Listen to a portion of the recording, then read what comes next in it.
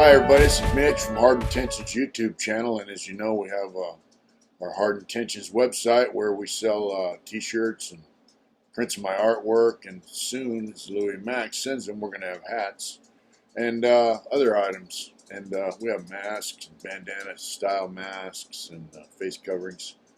So here we are.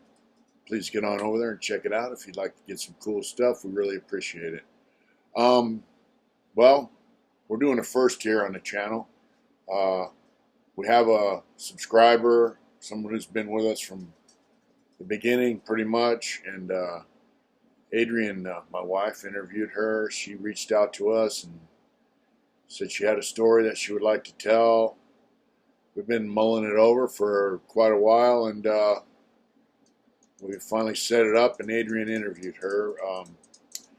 She has a family member, I believe her brother, and he was convicted of a few things, shooting his stepfather, killing his father, and some alleged stuff inside prison with his cellmate that I don't know what's going on there. But it's a very interesting interview. She has an interesting story.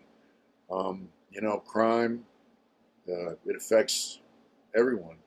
It affects the person who's the victim of the crime. It affects the guy who commits the crime. Obviously, he goes to prison. But it also affects the victim's family, the perpetrator's family, and the community at large. And so hopefully you'll really enjoy this story. Give it a listen and let us know what you think. We really appreciate all our subscribers and especially our Patreon members. I just want to thank everyone who watches our channel, and hopefully this is in keeping with the Hard Intentions program here. Unlike some guys who want to back away from the whole prison thing once they get you know, a couple million subscribers or whatever. Our channel was started about my prison story, and we're not going to back away from it. We do tell stories and have things on here that are not prison related, but we're going to stick with it because that's where we started, that's where it came from, that's where we have a message, and that's our message is basically for people who haven't been to prison, who might be headed down that road, and some guys who have, and they're trying to figure it out. So I hope you enjoy this story. I think it's worth listening to, so give it a listen and let us know what you think. Take care of yourselves out there, folks, and I'll be with you with a video soon. We love you. Thank you. Do it hard. Hi, I am Adrian Smiley from hardintentions.com. Everybody knows my husband, Mitch Smiley. I am really nervous, and this is my first interview. And so she's a very special person, and we've come to know each other. We get each other for sure. And she's been a long time, I don't even like to use the word sub. She's been a long time friend. I look at of our channel, and she was actually the reason why that she gave me the want to actually do an interview. I've been asked before to do and to be on the receiving end, but it's just not my thing. That's Mitch's thing. So it's a really important story, and so I just want to introduce everybody to Jen. And she's a lovely individual, and I have really grown to have an admiration for her in so many ways that you're going to find out. So Jen, you just want to talk a little bit about yourself and kind of where you're from, and kind of a little background on yourself. Hi everyone, my name is Jen. I am 40 years old from Salinas, California. I have 6 children, a granddaughter, and a grandchild on the way in April. Aww. And I actually live on the outskirts of Salinas, so it's kind of like countryside where I live. Yeah. So kind of in the boonies. Have you lived there all your life? I have. I've lived here all my life. I was born in Monterey, but I've lived here all my life. Okay. Where were you born? I'm sorry. What'd you say? Monterey. Oh, community. Okay. Yeah. Monterey. Yeah. Love that place. So how many do you have siblings? Obviously. I have a brother. Yes, I have a brother, Matthew. Okay. And did you grow up with like I'm gonna follow Mitch's lead that he always says. So did you Okay. have a dad? Did you live up in the same parent household? And like, what did that look like for you? I did live with same parent household until I was, I think, 12 years old. My parents divorced, and my mom remarried shortly after that. So I have a stepfather also. Okay. Did you obviously you went to school in that same area? Did you go to high school, junior high? I did. All that? Okay. I went to high school. Yeah, I was kicked out my freshman year. I know. Fighting. That was one thing that Jen and I there's that. Like, oh yeah. Yeah. Yeah. We're both mean girls. Just kidding. But yeah. So how far apart are you? How many years apart are you and your brother? 14 months to the day. Wow, really? Everyone always thought we were, everyone thought we were twins. You guys have the same birthday? No, but it's the 23rd. Mine is 23rd of February. Okay. And his is in May. Yeah. Oh, that's crazy. That's funny. Wow. Yeah. Okay, so you grew up in that same area. You guys are only 14 months apart. Were you guys close, like growing up? Like how were you guys close? Best friends. Yeah.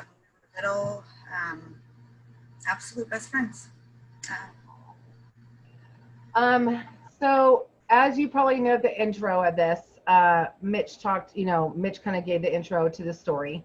It's a pretty shocking story in a lot of different ways, but Jen and I really wanted to kind of take, she's going to walk us through it, but we really wanted to get to a place where people have a platform to communicate. And when crimes are committed, and especially ones to your own family, how devastating that can be for people that are still here. We lose our family members, the ones that are locked up, and we lose our family members to death. And it's really impactful. When I talked to Jen initially, we talked the other night for a couple hours, and it touched my heart. Like, she has really been through it. And when we walk around with this crap for a really long time, it can be really damaging for us as any individual, male, female, anything that can be hurtful.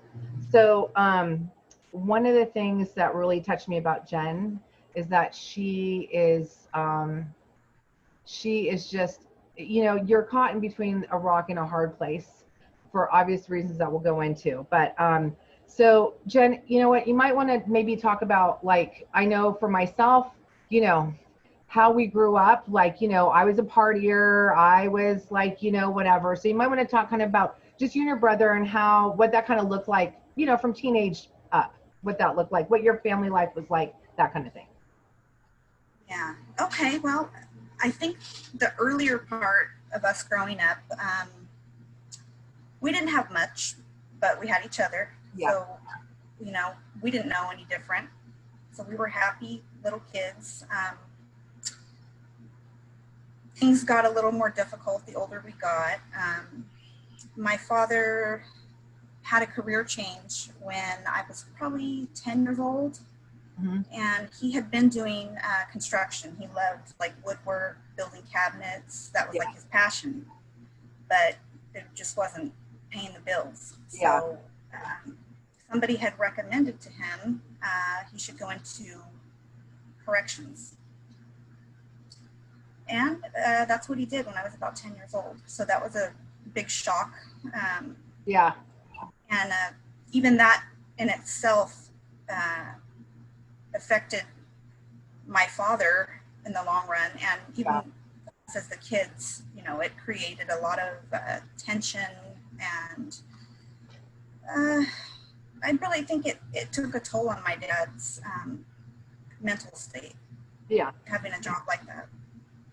Yeah. How long did he, especially going from, like you said, from one to the other, that's a big shift, It was and back then people didn't, unlike it is now, where now the trades are actually starting to make, you're starting to make a lot of money. Back then it was not like that. So Yeah, it wasn't. did he like Yeah, come so- home and tell you guys like, hey, this is what I'm doing, or were you kind of aware as he was going to, like, how did that play out? I remember him going to like the training they have in Galt and like being trained and all that, and like he graduated from there, and we went to a little ceremony, and you know, I'm so proud of him. But I can't. He had some stories that he would talk about. My dad was a very quiet man. For the most part, he kept his feelings about things to himself. It wasn't until he was older in life that he started to open up and try to sort of change the way our relationship was, and his relationship with other family members. Generationally, that's common. I think that's you know, obviously in listening to Mitch's stories and even what that's talking, you know, is that I think, you know, generationally that was the way our dads were made, right? They were like made to not share anything. And we were meant to have, especially as girls, we were meant to have those relationships with our mom. And like, you know, the daddy brought home the bacon, right? And we just, you know, so that was like very much traditional, for sure. That was very much that way. Yeah. For sure. Yeah. So we attended church on a regular basis when we were young, went to children's church and different functions, and that was the norm for us. In our younger years, we grew up on like 15 acres. We had horses, cows, farm animals, and that's what we knew. Like spending time with my dad. 15 acres is a lot of acres. You got a lot of free places to roam. We didn't, of course, know it at the time. We were so young. We didn't own it. We rented, but we thought it was ours, right? Right. Yeah. Don't we always? Right. We had a lot of fun there, though. Sometimes I drive by still just to see the old place. Yeah. A lot of memories. I do that too. I go by my old digs sometimes just to kind of, you know, reminisce, and, you know, it's good to kind of feel that grounding. So you guys went to church. Did you guys have a local church that you guys went to that you were like pretty tied to? We were very tied to our church, and in town, and I felt a real connection to the people there. The pastor that we had, you know, has passed away, and the second pastor that took over has since passed away also, but I was very close to them and our church family back then. Okay. Yeah. All right. So a lot changed after. Yeah. So you guys are living on. So you guys are living. So your dad has changed jobs, right? Your mom. Right. So we're just you guys are living on this farm. So your parents divorced. And was that like a big thing, or was that just like, hey, this is what we're doing? Or was there like a lot of drama around that? Like what was that like for you how old were you, did you say? I'm sorry. I was 12. Okay. Yeah. All right. And it was a complete shock. Yeah. Oh yeah. Yeah, it was a complete shock. I mean, I guess I somewhat knew at that time, like it wasn't a happy situation. I mean, right. Honestly say I've never witnessed seeing my parents embrace or kiss each other. Yeah. I never ever saw that. Wow. It was a very almost like it was this run. It's hard to explain. My dad was not an affectionate person back then. Okay. Yeah. So did they tell you, or were they just like, this is like when it was happening, like this is what's happening, and did you pick like who you got to live with and that kind of thing? Oh no, I had no choice. Okay. I didn't get to choose, but yeah, I remember my mom was standing at the stove. It was like right before Christmas, and we had just moved into the family house that they bought together, and she was making candies, and she said, "Oh, I'm gonna have your dad move out for a while and take some time apart." And I thought, okay. Right. The reality of it didn't hit me at the time because that was all new to me. And I was in shock, honestly, because I was always taught you're married, you stay married. Right. No matter what. Yeah, you stick it out. Right. No matter what. Yeah. Okay, so do you want to talk about your relationship with your mom? I always felt like, okay, when we were younger, I always felt like, I mean, she was mom. She managed the household and us kids. And, I don't know. I think I had a different relationship with her than my brother had. I know that. Did that same go for your dad too? Did you guys have like different relationships with them, or was there, I feel like with my people, but you know what I mean. You know how yeah, different sometimes. Yeah, I feel like with my dad, he treated us pretty equal. Okay. Now, whether that was good or bad, I mean, he treated us pretty equally. My mom, on the other hand, I feel like with Matthew, she was a little more protective and very guarded. Is he younger or older than you? I'm sorry. A year younger. Okay. He's younger. That's and that is common, obviously, with second borns because they're the baby.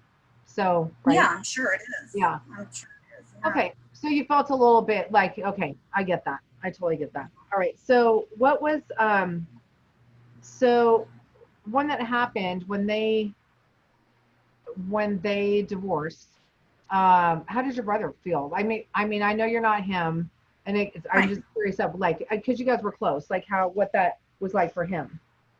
I think he, obviously he resented it very much. And he was very close to my dad when he was young. Okay. They used to work outside together, do all the yard work. I mean, that was their bonding time, Right. So that was like his little buddy, That's how they build the relationships, right? So yeah. Oh. So what happened when you guys was it just like it ended and then did your mom stay in the same place, or how did that work? My mom stayed in the same place, Okay. stayed in the same house. It was kind of just, it was odd the way it went. It just like he was packing his stuff one day in the living room, going through his things, and I walked in and I thought, wow, they're really doing this. Right. And it kind of broke my heart to see him sitting on the floor and going through his dresser and wondering, where he's going to go. But things moved pretty quickly once he did move out. And the divorce kind of was in full effect. Okay. How long was it till she got into another relationship? How long did that take? I can't remember exactly, but it was very shortly after. Okay. Yeah. Did he move in with you guys, or did you guys migrate somewhere else? No, he wasn't allowed to be in the house at first. Okay. But RV that he could park outside and stay in that until they were married. Okay. So, yeah. All right. What was your relationship what was his name, and what was your relationship with him? How was that? With my stepdad? Mm-hmm. Or with your stepdad? I think, at first, it was odd, having a new man just kind of swoop in, and he was always kind to us, and maybe there was some excitement that he actually has 2 children of his own. Okay. Oh yeah, that's always that, right? When we're like that, it's always like, oh, I get a new brother and sister. Oh yeah. First Christmas was very interesting. Wow, those poor kids. We were ornery to them, so. You guys didn't make it easy. No. I feel terrible about it now, but We're young, and that's what happens when we're young, right? We do crazy stuff. So did you guys start, like, obviously did you and your brother still have Like, did you guys have visitation with your dad? Yeah. I'm sorry, what was your dad's name? Your dad, Jerry. your bio dad, Jerry. Okay. So Yeah. you guys had, what was your relationship? Did you guys have like, did they have like joint custody, or like, did you guys go over there, or what did that look like? No, it was, I don't even know if they actually had joint custody. I know that he would come pick us up and like take us to dinner here and there, or take us on a drive up to Big Sur and go look around. And Yeah. it was kind of hit and miss. There was so much tension between them, and because, my mom was moving on. Right. And I think that was a very difficult pill for my dad to swallow. Do you think it was your mom's choice or your dad's that they split up? What do you think? It was definitely my mom's choice. Okay. All right. Yeah. Sometimes that has a lot. And I say that with no hesitation, right? no judgment, because I do realize I like I said, I never saw any affection, any. Yeah. So I get it, As a kid I didn't, but I get it now. Totally. Yeah. So you guys see him, and so kind of what's going on with you and your brother at this point? Like, what is that looking like for him, and what is that kind of evolving into? Like, as you guys are getting older, like what are you guys doing? Are you guys hanging out with like, football players? Or are you hanging out with stoners? Like, what's happening? We kind of were a combo of all of it. We had there was a lot of kids always here. This was like the hangout spot. Yeah. And my mom had several foster children over the years, in and out, and all the kind of riffraff would come and hang out at our house. My brother started getting into, he was hanging out with older guys, and he started playing football and getting into a lot of fights, and it was just kind of wild. Yeah. And again, the town that she lives in, is on the small side, and it's like, it used to be a farming town. Would you still consider it a farming town, Salinas? Yeah, it is considered a farming town still. So it's a small town. So when one person, if you're not from one, you don't know how that works. Well, I live in one now. So you do something and everybody knows about it. Like, everybody knows about it. They'll smile on your face, but they're all talking about it behind your back, that kind of thing. So, and you have some people that have really good intentions of being supportive, and then you have the shady ones that are like, oh, honey, are you okay? And they're like, that. Yes. And would run back and gossip to everybody. Oh, yeah. Yes. Plenty of those. All make it back to our moms and dads, and all of that would never come out well anyway. So, yeah, because you can't really explain yourself. So, yeah, because I think that makes a big difference. If you live in LA or if you live in a, small, they're two totally different. Yeah. Once you do something, everybody knows about it. So, yes. And so what is your brother's relationship right now with your stepdad? How is that? And how are you guys? Like, how is that working with you and him at this point? With you and your brother. My brothers? Yeah. Between my brother and I? Right before the time with your stepdad, like how old are you now? I mean, I was probably still 12 or 13 by the time my stepdad so you're young. And and again, for people that are younger that are watching this, when you're in that was a much different time. Even for me, I'm 56. And when I was 13, I was like running amok. And so again, I had all different friends from all different walks of life, right? But I was definitely like doing what I wanted to do, without anybody telling me any different. I mean, I think that's when we get really like, I'm going to do what I want and you're not going to tell me what to do. Yeah, that was very much that. Yeah. I think, I used to think I was so individual for thinking that way, when really, obviously, that's a common theme through teenage years. It's just what we choose to do with that, right? Right. So, exactly. So are you and your brother so close when you're this age, and how's that kind of looking for your, like, what's that looking like for your brother, and what does that look like? So we were very close still during that time. Okay. Extremely close. We stayed close. We fought together. We got into trouble together. He protected me Yeah. Even though he was a younger sibling, and it was well known around my town. Oh, that's Matt's sister. Don't try and talk to her. Yeah. Don't mess with her. Yeah, really messed up my my game back in the day. There's a lot of blocking going on. You know what I mean? Yeah. So are you guys still involved with the church? Are you guys still going to church? And that's where I think things kind of shifted in that time. Like my mom and stepfather began going to church together. Okay. But that's where I feel like Matt and I started falling off with having a desire to want to go. We kind of, you know, I think it probably gave us a little bit of a reality check, like, wow, you know, we thought we had this family that was so solid and we were going to just be like that forever. So I think we both started rebelling, you know. Yeah. Well, you guys, I feel like when those things start to happen, I feel like you start to feel like it's the ground shaking under you, right? Yeah.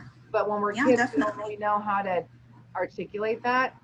So we do, right? So, you know what I mean?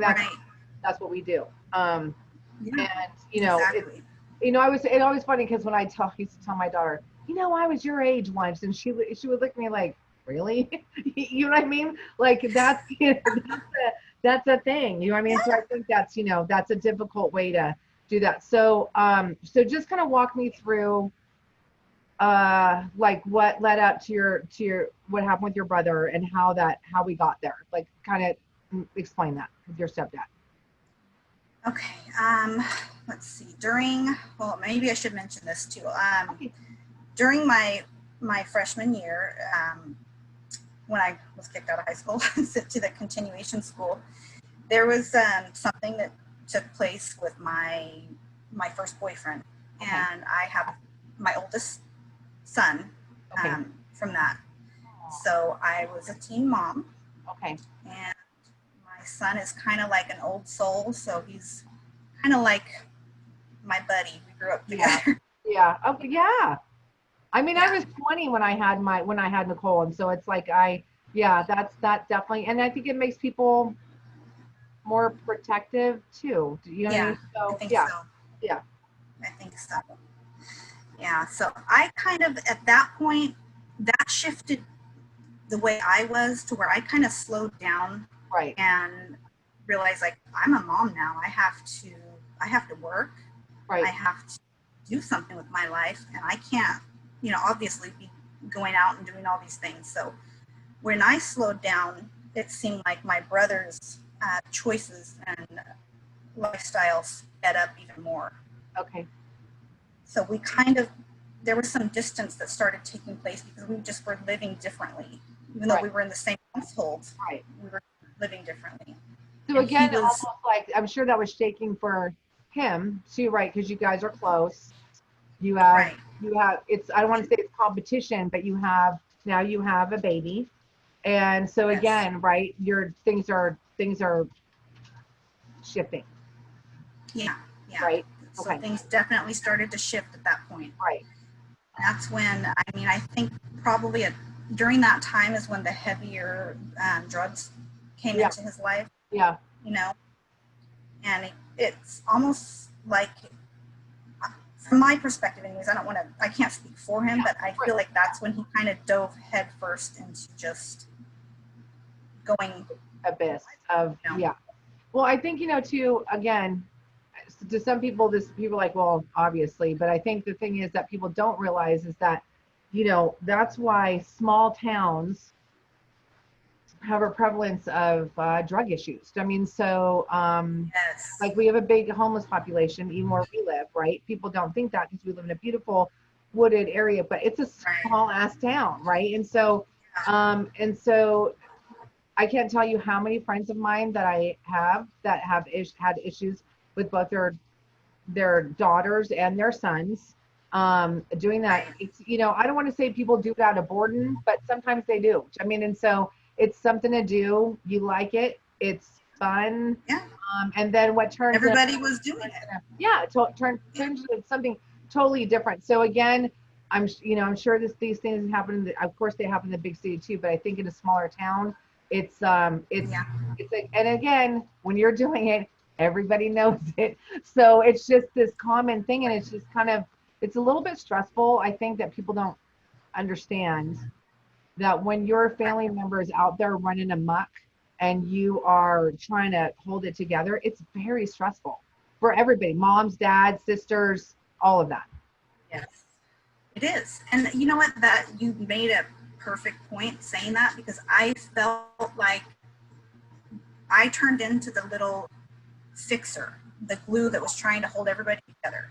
Yeah. And I would just make myself sick trying to make sure everybody was happy One of the and things not that mad Jen at and each I, other. one of the things Jen and I talked about that we definitely have in common, and I think a lot of women do, even though a lot of men and females are going to watch this, but one of the things Jen and I kind of came about was that I definitely was the same way, and that you feel like, you know, I'm going to use the example I use, that we always think at that age, oh, I'm going to be the one to change this guy.